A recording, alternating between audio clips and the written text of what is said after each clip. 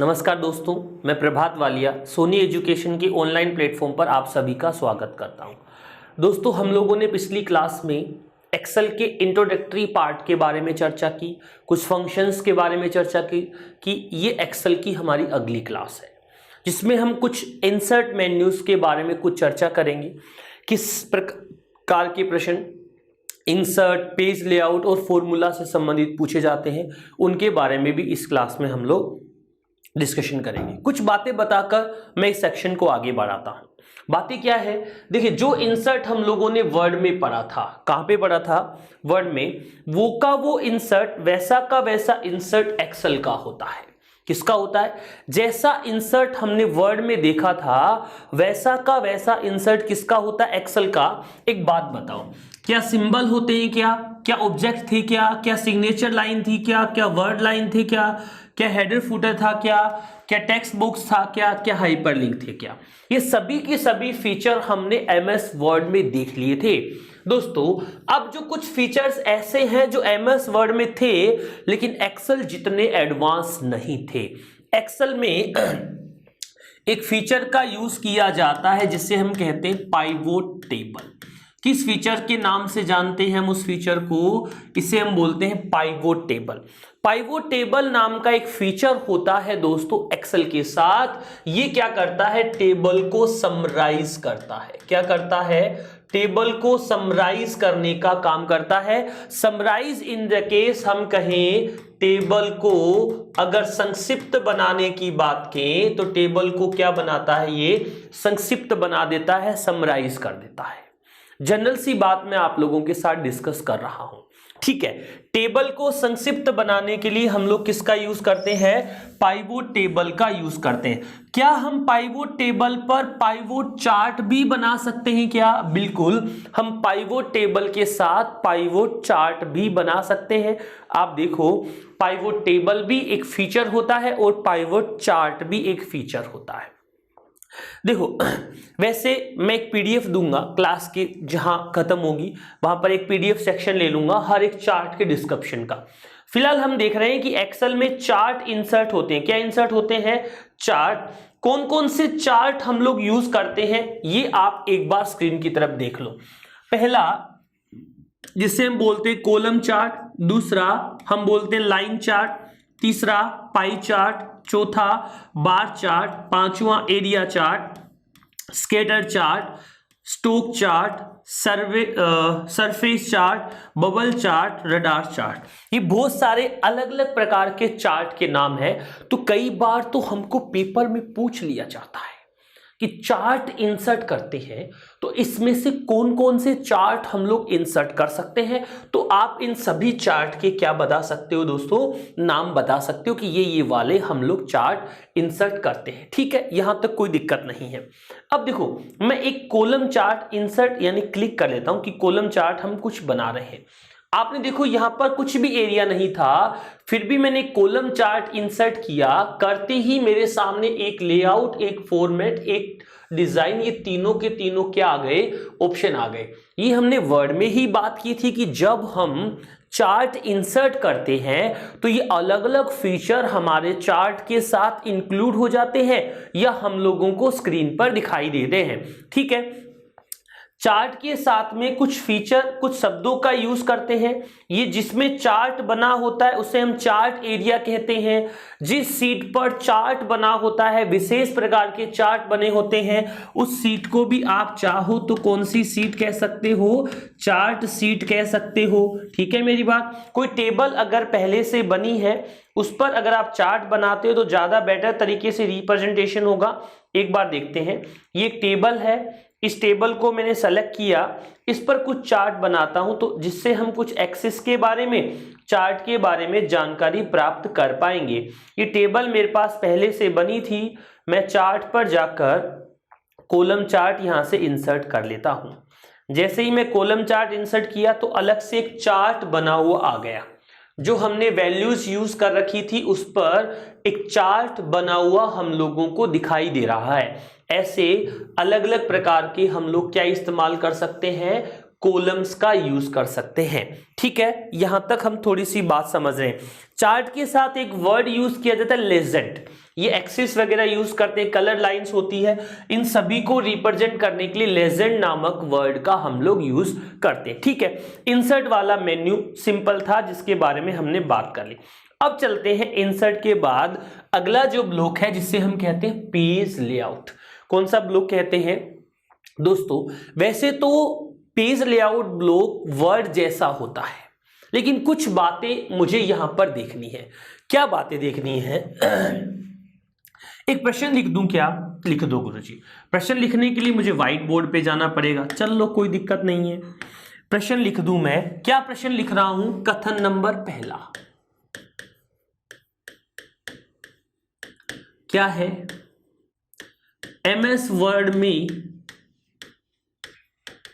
Watermark insert होता है।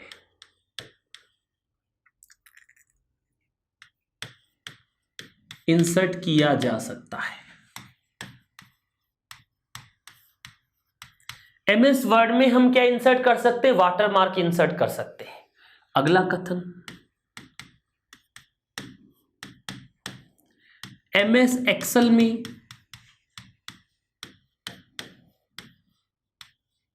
Watermark insert नहीं किया जा सकता।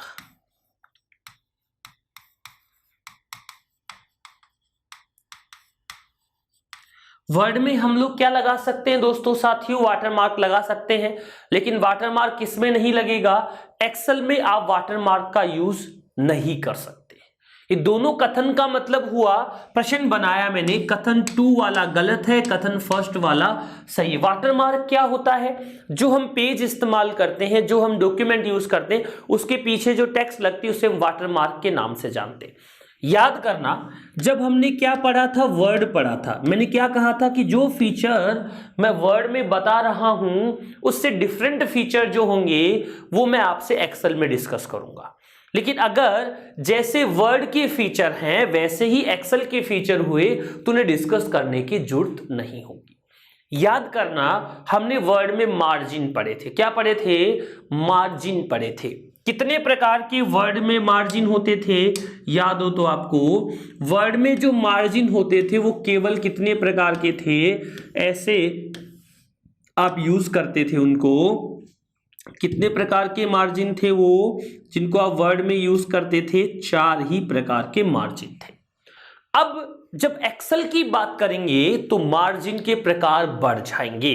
एक्सेल में हम 6 प्रकार के मार्जिन का यूज करते हैं। कितने मार्जिन का यूज करते हैं? 6।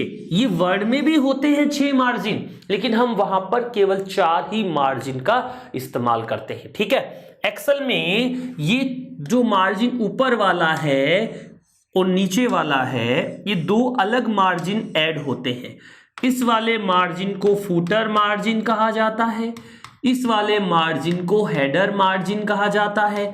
टॉप मार्जिन पहले से होता है, बॉटम मार्जिन पहले से होता है, लेफ्ट मार्जिन पहले से होता है और राइट मार्जिन पहले होता है। तो मार्जिन कुल मिलाकर कितने प्रकार के होते हैं? 6 प्रकार के एक्सेल में हम लोग मार्जिन यूज करते हैं। कोई दिक्कत यहां तक, कोई समस्या यहां तक नहीं होनी चाहिए। ठीक है, हमने बात को समझने की कोशिश की, बताने की कोशिश की है कि हम पेज लेआउट के बारे में बात कर रहे हैं। किसके बारे में बात कर रहे हैं हम लोग? पेज लेआउट के बारे में बात कर रहे हैं। और पेज लेआउट की हमने बात समझी कि पेज लेआउट में हम लोग किसका इस्तेमाल करते हैं? मार्जिन का यूज करते हैं। और पेज मार्जिन जो वर्ड में 4 प्रकार के होते थे वो एक्सेल में कितने प्रकार के होते हैं? एक्सेल में आपके 6 प्रकार के मार्जिन आपको दिखाई देते हैं। ये स्क्रीन देख लो सभी लोग, यहां पर आपको 6 अलग अलग प्रकार के मार्जिन दिख रहे हैं। इसमें हेडर मार्जिन अलग दे रखा है अगले ने, और साथ ही साथ हेडर मार्जिन दिया है, राइट मार्जिन दिया है, फुटर मार्जिन दिया है, लेफ्ट मार्जिन दिया है, बॉटम मार्जिन दिया है और टॉप मार्जिन दिया है। ये अलग से मार्जिन हम लोग इस्तेमाल करते हैं। कोई दिक्कत वाली बात नहीं है? नहीं सर, हमने यहाँ पर इंसर्ट और पेज लेआउट के बारे में थोड़ी सी बातचीत की। अब कई बार हम लोगों से और प्रश्न पूछा जाता है, क्या हम इसमें बैकग्राउंड थीम वगैरह लगा सकते हैं? क्या बैकग्राउंड वगैरह एक्सेल में भी चेंज हो सकता है? तो क्यों नहीं हो सकता? आप पेज लेआउट में जाकर बैकग्राउंड पे क्लिक कर कर कुछ फीचर्स ऐड कर सकते हैं। जैसे ही मेरी फोटो पड़ी है, मैं इस फोटो को बैकग्राउंड में लगा सकता हूँ। टेक्निकली ये बैकग्राउंड एक प्रकार का वाटरमार्क है, लेकिन वाटरमार्क कैसा होता है? आप वाटरमार्क में नाम भी दे सकते हो, बैकग्राउंड में आप केवल फोटो यूज कर सकते हो जो स्क्रीन कलर की तरह काम करता है। ठीक है, यहां तक कोई दिक्कत नहीं है। चलिए आगे बढ़ते हैं। अगले मेन्यू का नाम है, क्या नाम है? फॉर्मूला। अगले मेन्यू का नाम क्या है? फॉर्मूला।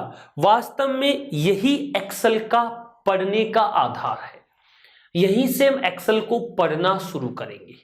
एक्सेल में हम फॉर्मूले देख रहे हैं और फॉर्मूला मेन्यू सबसे इंपॉर्टेंट मेन्यू है। फॉर्मूला में हम बात करें, फॉर्मूला इंसर्ट करना चाहते हैं, एक बार वापस से देखो, अगले मेन्यू की हेडिंग डालो, क्या नाम लिखोगे? फॉर्मूला। दिख रहा है क्या सभी को स्क्रीन? Yes sir. तो फॉर्मूला इंसर्ट करने की शॉर्टकट की होती है शिफ्ट के साथ कौन सा बटन दबा दो? F3। दोस्तों ये केवल और केवल काम किसमें होगा? एक्सेल में ही होगा। आप कहीं और शिफ्ट प्लस F3 दबाओगे तो कोई फॉर्मूला इंसर्ट नहीं होगा। सबसे पहले जो मैं आपको फॉर्मूले बता रहा हूं वो कौन से फॉर्मूले, एक बार देखो। मैं आपको बता रहा हूं मैथ और ट्राइएंगल फॉर्मूले। पहले मैं आपसे मैथ फॉर्मूलों के बारे में डिस्कस करूंगा। चलिए तो आज के सेक्शन की शानदार शुरुआत करते हैं।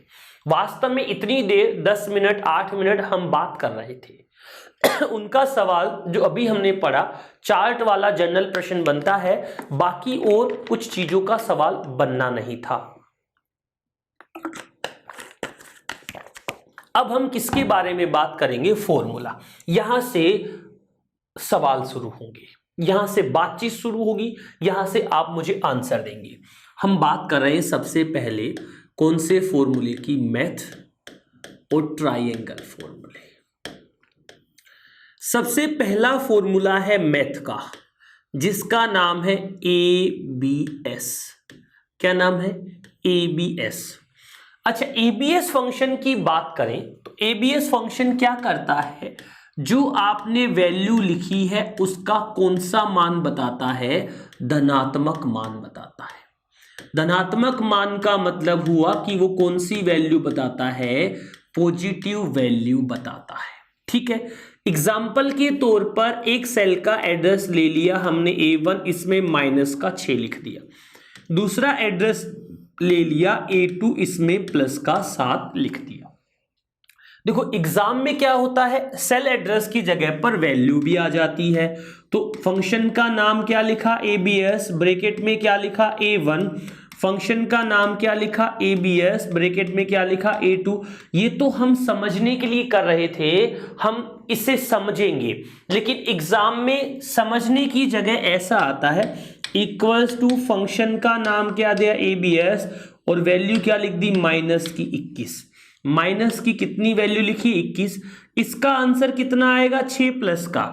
इसका आंसर कितना आएगा? 7 प्लस का। और इसका आंसर क्या आएगा? 21 प्लस का। अब मैं आपको ये बोल रहा हूं, ये पूछ रहा हूं कि क्या ये पॉजिटिव को नेगेटिव में बदलता है? हाँ बदलता है। ना ना, ये नेगेटिव को पॉजिटिव में बदलता है। धनात्मक पॉजिटिव वैल्यू बताता है, निरपेक्ष मान बताता है। ठीक है, ये कभी भी पॉजिटिव नंबर को नेगेटिव में नहीं बदलेगा। ये हमें क्या करके देगा? ये हमें केवल और केवल कौन से नंबर को, जो हमारा कौन सा नंबर है, नेगेटिव नंबर है, उस नंबर को किस में बदल देगा? उस नंबर को बदल के दे देगा हमें कौन से में? पॉजिटिव नंबर में। कोई दिक्कत यहां तक? कुछ पूछने वाली बात हो? नहीं सर, सारी बातें हमें समझ आ रही है। ठीक है, ऐसा ही मैं आपके साथ चाहता हूं। आगे बढ़ता हूं। पहला देखा गुरुजी, और बताओ, बताते हैं।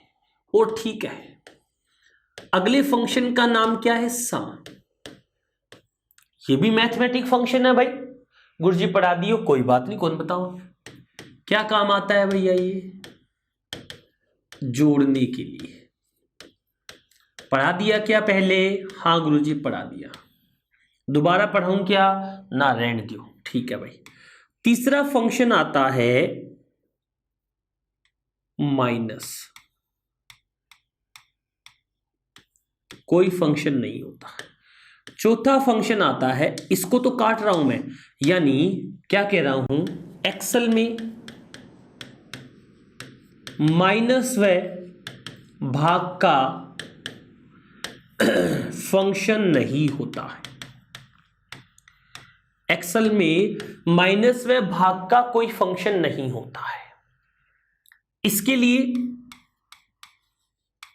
गणित का माइनस काम आता है। क्या काम आता है? गणित का ही माइनस काम आता है। क्योंकि भैया अगर हम भाग करेंगे तो 1/2/3/, ऐसे तो होते नहीं है। ऐसा जोड़ हो सकता है और गुणा हो सकता है। तो माइनस का तो कोई फॉर्मूला होता नहीं है। सम वाला हमने सीख लिया, भाग का भी नहीं होता। तो 3 नंबर पे जो फॉर्मूला यूज करते हैं हम, उसे क्या कहते हैं? प्रोडक्ट कहते हैं। क्या कहते हैं? प्रोडक्ट क्या काम आता है भैया? प्रोडक्ट आता है गुणा करना।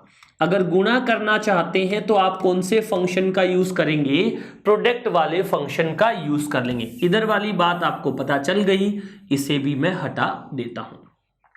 जैसे आगे बढ़ूंगा तो कुछ प्रश्न पूछूंगा, ऐसी कोई बात नहीं है। अभी क्लास की केवल और केवल दोस्तों क्या है? शुरुआत है। ठीक है, चलिए यहां तक हमें बात समझ आ गई गुरुजी, कोई दिक्कत नहीं है भाई, मैं भी यही चाहता हूं कि समझ आ जाए। ठीक है, प्रोडक्ट वाली बात है। यहां पर मैं एड्रेस बनाता हूं, क्या? A1 कितना लिखा? 5। यहां पे बनाता हूं A2 कितना लिखा? 3। क्या करना है? Equals to product A1 coma A2, चाहे ऐसा कर लो, प्रोडक्ट A2 कोमा A1। इसमें कोई फर्क पड़ेगा क्या? चाहे A2 को A1 से गुणा कर लो, चाहे A1 को A2 से कर लो, एक ही बात है। कितना आंसर आएगा? 15। कितना आंसर आएगा? 15। क्या हम हर बार ही प्रोडक्ट लिखे क्या हर बार ही हम ऐसे वैल्यू लिखे क्या? तो हम कैसा कर सकते हैं दोस्तों, ऐसा भी कर लो, कोई दिक्कत नहीं है। 10 कोमा 20, 10 को 20 से गुणा करके 200 बता देगा। और आपके एग्जाम में इस तरह के ही प्रश्न पूछे जाते हैं। ये तो इसलिए हम लोगों को बताना होता है कि आप प्रैक्टिकल करो तो सेल के एड्रेस का ज्यादा से ज्यादा इस्तेमाल करो। ठीक है, अब एक और बात बताकर आगे बढ़ते हैं। इस बार प्रोडक्ट भी नहीं लिखा, A2 गुणा का टिक लगा दिया, स्टार जो बना होता है ना वो बना दिया, A1 लिख दिया। A2 को A1 से गुणा किया तो सीधा ही क्या आ गया? 15। दिख ही रहा है स्क्रीन पर। तो ये हमने जनरल बात इसके बारे में डिस्कशन कर ली। अगला फंक्शन देखते हैं नंबर तीसरे पर। दूसरे पे कि तीसरे पे? चौथे पे है, वापस देख लो, इससे तो कोई फर्क नहीं पड़ेगा। दूसरा तीसरा है तो चौथे नंबर पे है। कौन से नंबर पे है बात हम जो करना चाह रहे हैं? 4 नंबर पे। फंक्शन का नाम है मोड। क्या नाम है? मोड। मोड को किस नाम से जानते हैं? शेषफल। ये मोड हमें क्या बताता है? शेषफल बताता है।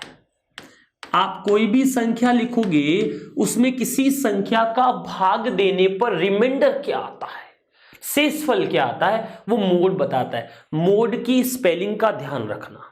मीन मोड, मीडियन वाला मोड अलग होता है, ये वाला मोड अलग है। ठीक है, यहां पर कोई भी एड्रेस में वैल्यू ले रहा हूं। A1 में वैल्यू ली 5 और इधर में लिखा A2, वैल्यू ले ली इसमें 2, कोई दिक्कत नहीं है।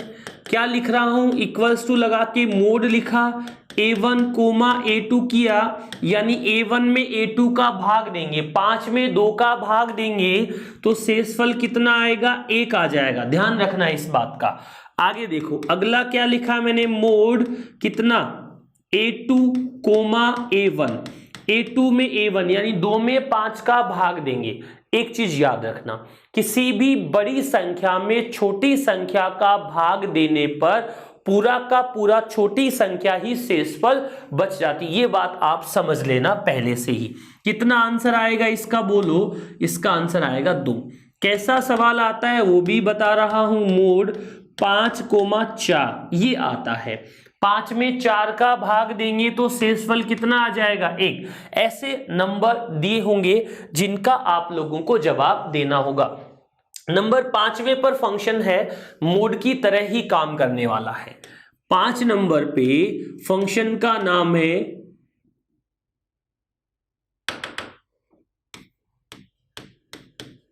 क्वोशिएंट। क्या नाम है? क्वोशिएंट। ये क्या बताएगा आपको? भागफल। वो क्या बता रहा था आपको? शेषफल। ये वाला फंक्शन क्या बताएगा? भागफल। गुरुजी अभी तो आपने ये कहा था कि भाग का कोई फंक्शन नहीं होता है, और अब आप क्या कह रहे हो कि क्या बताएगा ये? भागफल। दोनों में फर्क है, वही मैं आप लोगों को समझाने की कोशिश कर रहा हूं। दोनों में क्या फर्क है देखो। क्वोशिएंट नंबर वापस लेते हैं। क्या? A1 क्या A2। गुरुजी क्या हर बार A1 A2 लेना जरूरी है क्या हर बार A1 A2 ही लेना जरूरी है क्या? नहीं भैया, आप A3 A4 ले लो, आप B1 B2 ले लो, कोई भी सेल एड्रेस अपन लोगों को चाहिए। ठीक है, क्या लिखूं फंक्शन का नाम? क्वोशिएंट। किसका? A1, A2। 5 में 3 का भाग देंगे कितनी बार जाएगा भैया? 1 बार। पॉइंट में नहीं बताएगा, इसीलिए मैंने इसे भागफल वाला फंक्शन नहीं कहा। वापस से क्या लिखूं? क्या लिखूं? बोलो कितना आएगा?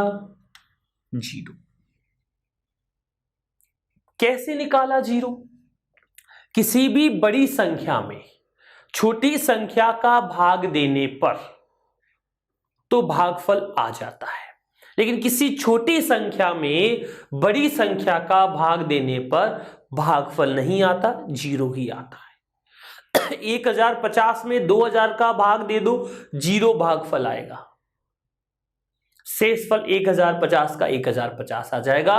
शेषफल में पूरी संख्या वैसी की वैसी दिखाई देती है। उम्मीद कर रहा हूं कि आपको मेरी बात समझ आ रही है। जो आपको मैं बताने की कोशिश कर रहा हूं वो आप समझ पा रहे हैं। ठीक है, यहां तक कोई दिक्कत नहीं है? जी सर, कोई दिक्कत नहीं है। इसके बाद अगला फंक्शन बता रहा हूं मैं। अब कुछ फंक्शन आपको एक साथ बताऊंगा। कौन से नंबर पे है भैया? नंबर को जाने देता हूं। अरे नहीं, नंबर तो देख लो। 5 के बाद 6 नंबर पे फंक्शन का नाम है FACT। क्या नाम है? FACT। क्या बताता है ये आपको? फैक्टोरियल बताता है। फैक्टोरियल को हम बोलते हैं गुणक। क्या बताता है? गुणक या गुणांक। क्या होता है फैक्टोरियल का मतलब? 5 गुणा 4 गुणा 3 गुणा 2 गुणा 1। ये किसका फैक्टोरियल है? 5 का है। किसका फैक्टोरियल है? 5 का फैक्टोरियल निकालने का तरीका यही है। ठीक है, अब बताता हूं। एड्रेस वापस लूं क्या? ले लो। A1 में कितना लिखा? 5। A2 में कितना लिखा? 3। क्या हर बार ये फिक्स है क्या गुरुजी? अरे ये फिक्स कर लो, कोई दिक्कत नहीं है। फंक्शन का नाम क्या है बताओ? FACT। किसका निकालना है? A1 का। फंक्शन का नाम क्या है बोलो? FACT। किसका निकालना है? A2 का। अरे कोई दूसरी वैल्यू भी निकाल सकते हैं क्या? हाँ, कितना? 7। ज्यादा बड़ा करोगे तो आपको कैलकुलेट करना पड़ेगा भैया। मेरे सामने तो लैपटॉप पड़ा है, मैं तो उससे कैलकुलेट कर लूंगा, मुझे तो कोई दिक्कत नहीं है। देखो, 5 का फैक्टोरियल होता है 120, 3 का फैक्टोरियल होता है 6 और 7 का फैक्टोरियल होता है 50। 40 गुना करके देख लेना। इसके बाद नंबर 7 पर एक और फंक्शन होता है जिसका नाम क्या है? पावर। मैं कौन से फंक्शन पढ़ा रहा हूं आप लोगों को? जो केवल मैथमेटिक फंक्शन है। कौन से फंक्शन है? मैथमेटिक फंक्शन है, उन्हीं के बारे में आप लोगों से बात कर रहा हूं। ठीक है, पावर क्या बताता है दोस्तों? घात बताता है, घात निकालता है। यानी किसी नंबर की पावर कैलकुलेट करनी है तो आप इस फंक्शन का उपयोग करते हैं। कैसे? इक्वल्स टू फंक्शन का नाम क्या लिखा? पावर। A1 की पावर A2। गुरुजी A1 कहां है? ये लिखा हुआ। A2 कहां है? ये लिखा हुआ। अब पावर कैसे निकालेंगे भैया? इक्वल्स टू लगा के पावर लिख दो, A2 कोमा A1 कर दो। अब बोलो A1 में कितना 5, A2 में कितना 3, 5 की पावर 3 का मतलब कितना 125 और 3 की पावर 5 का मतलब 243। इस तरह के सवाल पेपर में आते हैं। इक्वल्स टू लगा के वापस से पावर लिखा और यहां पर 6 की पावर 2 कर दिया, 36 आ गया भैया। ये एग्जाम ओरिएंटेड सवाल है जहां पर एड्रेस ना देकर वैल्यूज दी होती है। ठीक है, बात समझ आई? Yes sir. आगे बढ़ जाए? बिल्कुल सर, कहीं कोई दिक्कत नहीं है, बढ़ जाइए बढ़ जाइए। वही मैं कोशिश कर रहा हूं कि आगे बढ़कर आप लोगों से बात कर पाऊं। ठीक है, यहां तक कोई दिक्कत नहीं है। चलिए अगली स्लाइड पर चलते हैं। एक फंक्शन का नाम देख रहे हैं, कौन से पे? अब वहीं पे एक फंक्शन और बता देता हूं। नंबर 8 पर फंक्शन का नाम है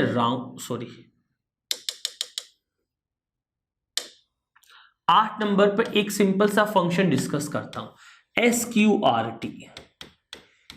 क्या नाम है फंक्शन का? SQRT, square root. क्या बताएगा ये फंक्शन आपको? वर्गमूल बताता है। क्या बताता है? वर्गमूल ज्ञात करने के लिए SQRT स्क्वायर रूट फंक्शन का यूज किया जाता है। ठीक है, यहां तक ठीक है गुरुजी। कोई वैल्यू लेते हैं, A1 में 100 ले लिया, A1 में कितना लिया? 100 लिया, और इधर मैंने एक A2 लिया, इसमें 36 ले लिया। 64 लेता, 36 ले लिया, कोई बात नहीं भाई, ये तो सिंपल है जिनका मैं यूज कर रहा हूं। फंक्शन का नाम क्या लिखा? SQRT, ब्रैकेट में क्या डाला? A1। 100 का वर्गमूल 10 होता है, ये तो अपन ने छोटी क्लास में पढ़ा था।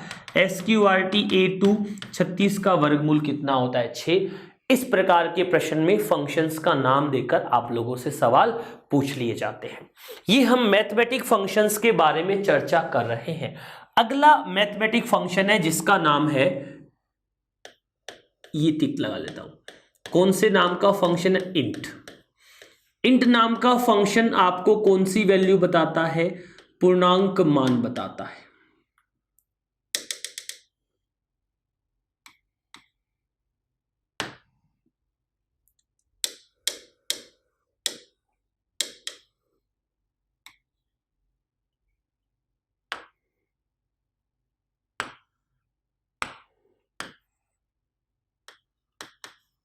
कौन सी वैल्यू बताता है?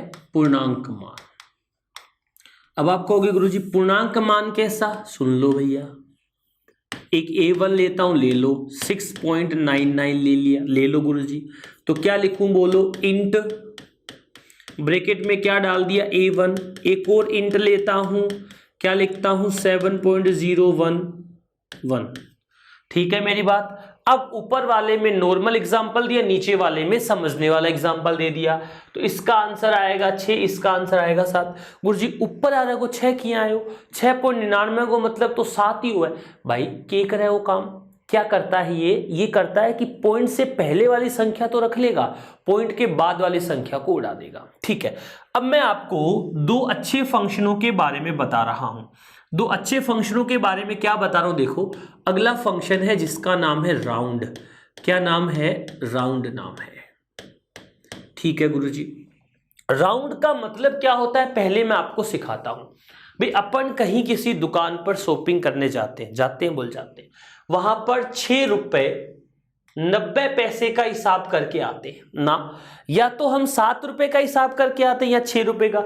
90 पैसे में अगला 90 पैसे खुद भुगतो या हम 10 पैसे भुगते, ऐसा होता है। ठीक है, अब इस बात को थोड़ा और समझाता हूं।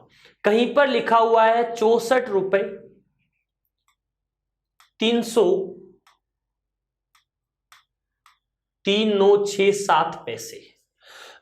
अब वो इन पैसों को 2 दशमलव तक राउंड कर देता है, कई जगह तो 1 दशमलव तक ही रखा जाता है, कई जगह इनको राउंड फिगर कर दिया जाता है। कैसे? अब यहां तो अगर मैं 1 दशमलव तक राउंड करूं तो 64 रुपए 4 पैसे यानी 40 पैसे बन जाएगा। ठीक है मेरी बात? इस बात को थोड़ा और प्रैक्टिकल करता हूं। कैसे कि हम कहीं पर 64 रुपए 60 पैसे खर्च करते हैं तो कितने रुपए लेगा सामने वाला? 65। हम 64 रुपए 35 पैसे खर्च करते तो अगला कितने रुपए लेगा? 64। हम 64 रुपए 50 पैसे खर्च करते तब भी कितने लेगा अगला? 65। राउंड का मतलब जानते हो ना, राउंड फिगर करने का मतलब कि पॉइंट से आगे वाली डिजिट अगर 5 या 5 से बड़ी होती है तो पहले वाली डिजिट को क्या कर दिया जाता है? 1 से बढ़ा दिया जाता है। ऐसा ही किया। अब दोस्तों देखो, इस राउंड फंक्शन का नियम यही कहता है। क्या कहता है कि 5 या 5 से बड़ा होने पर क्या, 5 या 5 से बड़ा होने पर क्या करता है? पिछली डिजिट को, किसको? पिछली डिजिट को 1 से क्या कर देता है? पिछली डिजिट को 1 से बढ़ा देगा। कब बढ़ाएगा? जब 5 से क्या होगा? बड़ा होगा या 5 होगा। अब इसका एग्जाम्पल तो बताओ सर। अरे बता रहा हूं यार, रुक तो जाओ, क्या जल्दी लगी है।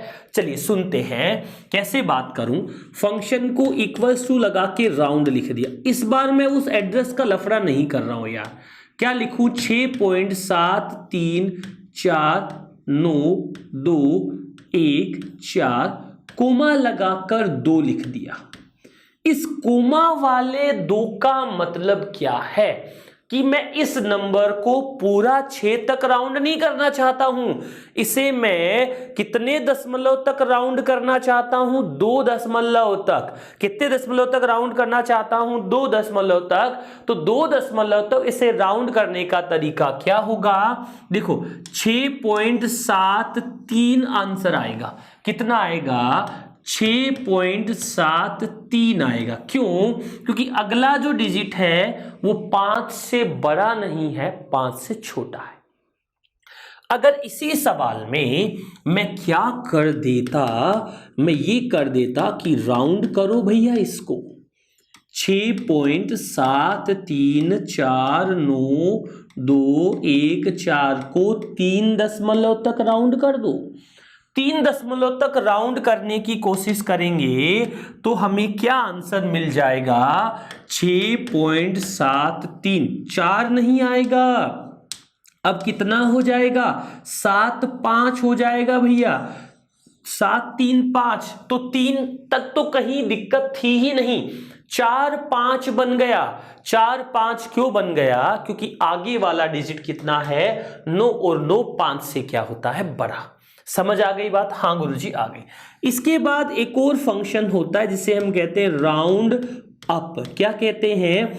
राउंड अप नाम का फंक्शन होता है। ये क्या कहता है? 5 से छोटा होने पर भी, 5 से छोटा होने पर भी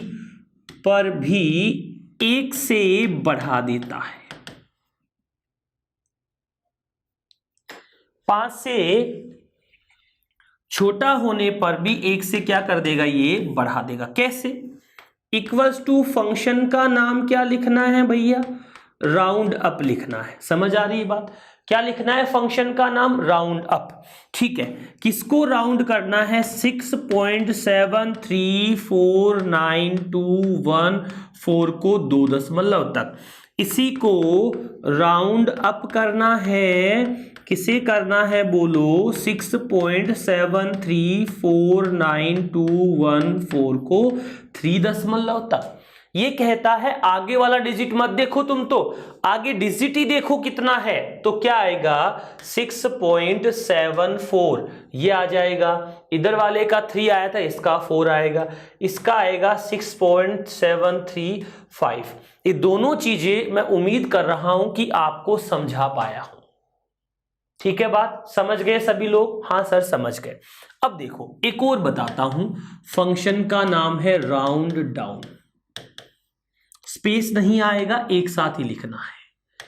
फंक्शन का नाम क्या है? Round down. ये क्या कहता है? अगला डिजिट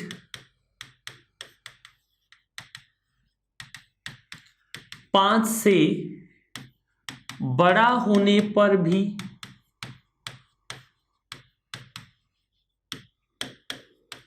पिछली डिजिट पर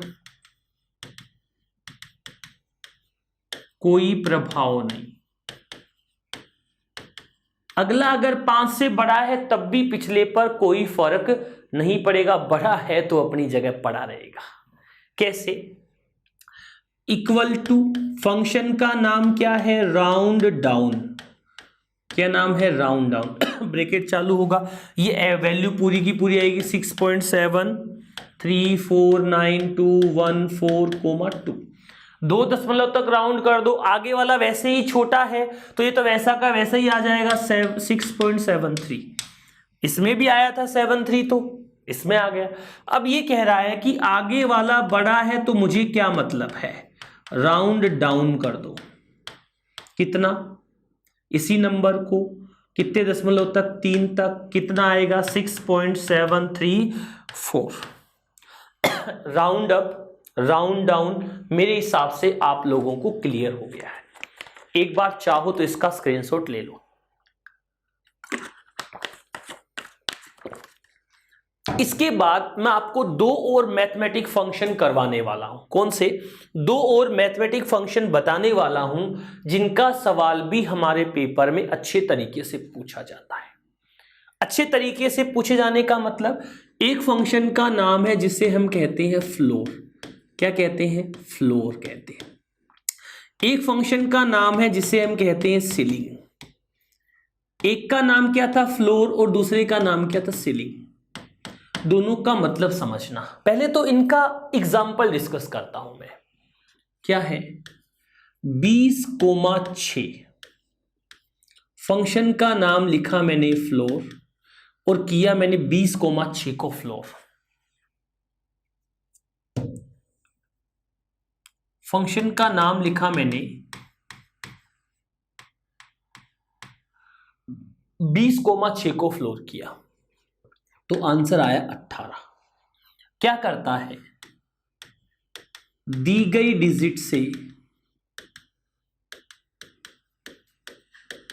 छोटा या बराबर परिणाम देता है। या तो छोटा परिणाम देगा या कैसे देगा? बराबर। यानी 20,6, 20 में 6 का भाग पूरा पूरा कितनी बार जाएगा? 18 बार। तो वो संख्या यहां पर आ गई। इधर देखो, वापस से क्या लिखा? फ्लोर लिखा। 60,60 कर दिया तो 60 में पूरा पूरा भाग 60 का कितने तक जाएगा? 60 तक जाएगा तो 60 का 60 आ गया। इक्वल टू करके फ्लोर लिखा। अब समझा रहा हूं। 56,9, 56,9, 9 छिक 54, पूरा पूरा 54 तक जाएगा तो आंसर आ जाएगा 54। एक और एग्जांपल लेता हूं। फंक्शन का नाम क्या लिखा? फ्लोर। यहां पे लिख दिया 43, यहां पे कर दिया 3। 14 तिया 42। कितनी बार पूरा पूरा भाग जाएगा भैया? 42 तक तो पूरा पूरा ही भाग चला जाएगा, कहीं कोई दिक्कत ही नहीं है। तो बात ही यहां पर क्लियर हो गई। अगले फंक्शन का नाम क्या है? सीलिंग। फ्लोर फंक्शन क्या करता है? जो हमने डिजिट दे रखी है 43, इसको 3 से डिवाइड करेगा। जितनी बार पूरा पूरा भाग जाएगा वो संख्या हमें बता देगा। तो कितनी है? 42। सीलिंग का मतलब क्या होता है? फ्लोर का मतलब नीचे होता है, सीलिंग का मतलब क्या होता है? ऊपर। तो क्या करता है? ये दी गई संख्या के या डिजिट के जिससे छोटे की जगह क्या देगा? बड़ा या बराबर परिणाम देता है। बड़ा या बराबर परिणाम देगा। बड़ा कैसे देगा? अभी स्क्रीन पर देख लो। बराबर कैसे देगा? अभी स्क्रीन पर देख लो। कैसे लिखूं? इक्वल्स टू, फंक्शन का नाम क्या आया? बोलो, सीलिंग। क्या करेगा? 20,6 तो 6 तिया 18, 6 चौक 24। तो यहां पर 18 आया था तो यहां पर कितना आ जाएगा? 24 आ जाएगा, कोई दिक्कत नहीं है। फंक्शन का नाम वापस वो का वो सीलिंग। 60,60 में तो 60 ही आएगा भाई, पूरा पूरा भाग जाता है उस संख्या को तो वैसी की वैसी ही लिखी जाएगी। ठीक है, कोई दिक्कत नहीं है सर। अगले फंक्शन का नाम क्या है? वापस से सीलिंग है। सीलिंग में क्या लिखेगा भैया? 56,9 तो 9 छिक 54, 9 7 63 तो यहां पर कितना आएगा? 63। समझ आई क्या बात? आ गई। एक और लास्ट इसी का क्या लिखा मैंने यहां पर, सीलिंग। क्या लिखा, सीलिंग कितने का, 43,3, तो 14 तिया 42 और 15 तिया 45, 45 आ जाएगा। ये हमने अच्छे से मैथमेटिक फंक्शन के बारे में चर्चा की। अब मैं आपको एक छोटा सा सवाल पूछ रहा हूं, जिसके बाद हम बात करेंगे प्रैक्टिकली। क्या है प्रश्न, देखो, 5/2 का परिणाम होगा। आपने सेल में क्या टाइप किया, 5/2 टाइप कर दिया, तो क्या परिणाम आएगा, 5 में 2 का भाग देगा 2.5 आ जाएगा, पूरा जाएगा 3 आ जाएगा। तीसरे नंबर पे क्या आ जाएगा, 2 आ जाएगा। चौथे पर नन आ जाएगा। बोलो गुरुजी सवाल लिख देते हो, हम जवाब कैसे दें? अरे तुम मन में तो सोचो, जवाब आएगा भैया। 5/2 का परिणाम होगा, 5/2 का परिणाम क्या होगा, 2.5, यही होगा भाग देने। भैया इसकी दिक्कत हो गई हमें। क्या क्वेश्चन है हमारा, ध्यान से पढ़ लेना। इस क्वेश्चन को जिन लोगों ने पढ़ के 2.5 आंसर दिया, उनको अगला सवाल दे रहा हूं मैं, उसको पढ़ के भी जवाब देना भैया। क्वेश्चन है ऐसा कैसा, इक्वल टू 5/2 का परिणाम होगा, इक्वल्स टू 5/2 का परिणाम होगा। कुछ बात समझ आई क्या? क्या कहा था मैंने पहली क्लास में कि फॉर्मूला हमेशा किससे शुरू होता है, बराबर से शुरू होता है। जब बराबर ही नहीं लगा तो फॉर्मूला कोई काम का नहीं है, मतलब वो फॉर्मूला ही नहीं है। अगला क्वेश्चन, सिंगल कोट वाला कोमा, 5/2 का परिणाम होगा। अब मैं इन सब का मतलब समझाऊंगा आपको, यही बात मुझे करनी है आपको आगे बढ़ाने के लिए। 2.5, 3, 2, नन। इनका साधारण सा प्रश्न बनता है, समझने वाला प्रश्न भी बनता है, बातचीत करने वाला प्रश्न भी है ये। आप पहले सवाल का जवाब दो। गुरुजी पहले तो 2.5 था, लेकिन अब क्या आंसर है, नन ऑफ दीज है, इनमें से कोई नहीं। तो इसका कारण बताता हूं, पहले का कारण, 5/2 लिखने पर, कितने लिखने पर, 5/2 लिखने पर डेट माना जाएगा। क्या माना जाएगा? कंप्यूटर क्या कहेगा भैया, क्या लिख दिया आप लोगों ने, डेट यानी तारीख लिख दी है। और अगर हम बात करें कंप्यूटर में डेट का फॉर्मेट dd नहीं होता है, MMDDYYY होता है, ये कंप्यूटर का डेट फॉर्मेट होता है। तो जैसे ही हमने 5/2 लिखा तो 5 महीना दूसरी तारीख, तो क्या आंसर दे देगा आपको, 2 मई बता देगा। क्या कहेगा कि आपने जो तारीख लिखी है वो कितनी है, 2 मई लिखी है। भैया सुन लेना, मेरी बात को समझ लेना, ठीक है गुरुजी समझ आ गया। क्या तारीख लिखी, 2 मई। अब मैं अगर ऐसा लिखता 3/7, तो 3 क्या होता, महीना, 7 क्या होती तारीख, तो 7 मार्च, ये आंसर आ जाता।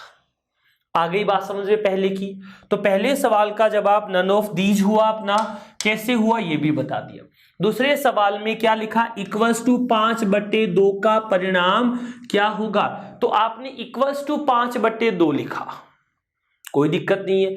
इक्वल टू लगाते ही क्या बन जाता है, फॉर्मूला, और सेल में वैल्यू कैलकुलेट होगी, कितना आ जाएगा, 2.5 आंसर आ जाएगा, कोई दिक्कत नहीं है। अब मैंने यहां पर ये जो टिक लगाया, इससे ये बन जाएगा एक लेबल। क्या बन जाएगा, लेबल। तो क्या कहूं, टेक्स्ट को या फॉर्मूला को किसकी तरह है, लेबल की तरह है।